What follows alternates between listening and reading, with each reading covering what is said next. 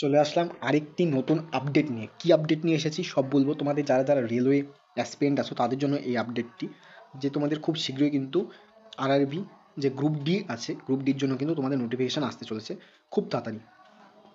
এবং আমি এই ভিডিওতে দেখাবার চেষ্টা করবো যে তোমাদের যে এলিজিবিলিটি আছে, ক্রাইটেরিয়া আছে, ঠিক আছে, এক্সাম ডেট, নোটিফিকেশান কবে কি আসতে পারে, সব কিছু নিয়ে আলোচনা করবো। দেখো, আরআরবি বলেছিল যে অক্টোবর থেকে ডিসেম্বরের মধ্যে তোমাদের কিন্তু এই আপডেটটা আসতে চলেছে, ঠিক আছে। কিন্তু এই এক্সামটা সম্বন্ধে তোমাদের একটা জিনিস জেনে রাখা উচিত, যে এই এক্সামটাকে এখন কিন্তু লেভেল 1 নাম দিয়ে দেওয়া হয়েছে, ঠিক আছে। তো এই এক্সামটাকে কিন্তু এখন লেভেল 1 নাম দিয়ে দেওয়া হয়েছে। একটু ভালো করে দেখে নাও, আমি জুম করে দিচ্ছি, ঠিক আছে।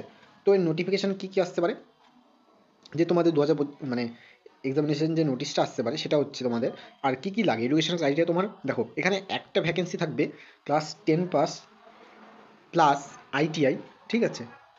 এবং ক্লাস 10th পাসেও কিছু কিছু আসতে পারে, দেখো সম্ভাবনা আছে। অনেক পেপার কাটিং, অনেক ভিডিও দেখেছো, ঠিক আছে, যে তোমাদের 10 প্লাসে করা যাবে কিনা। আমার মনে হয় কিছু কিছু পদ করা যাবে, খুব বেশি করা যাবে না, একটা দুটো পদ।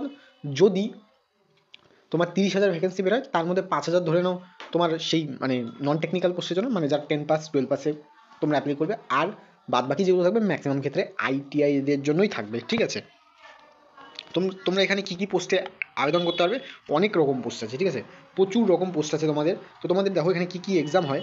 প্রথম কথা, তোমাদের কিন্তু এখানে সিবিটি হয়, ঠিক আছে, এবং তারপরে ফিজিক্যাল এফিসিয়েন্সি টেস্ট হয়, তারপরে ডকুমেন্ট ভেরিফিকেশন হয়, তারপরে মেডিকেল এক্সামিনেশন হয়, তারপরে তোমাদের ডাইরেক্ট কিন্তু যেটা জয়েনিং আছে সেটা কিন্তু হয়ে যায়, ঠিক আছে। তো তোমাদের যে ভ্যাকেন্সি বললাম সেটা কিন্তু প্রায় 40,000 ভ্যাকেন্সি কিন্তু আসতে পারে, ঠিক আছে। আশা করা যাচ্ছে তোমাদের কিন্তু 40,000 ভ্যাকেন্সি আসতে পারে।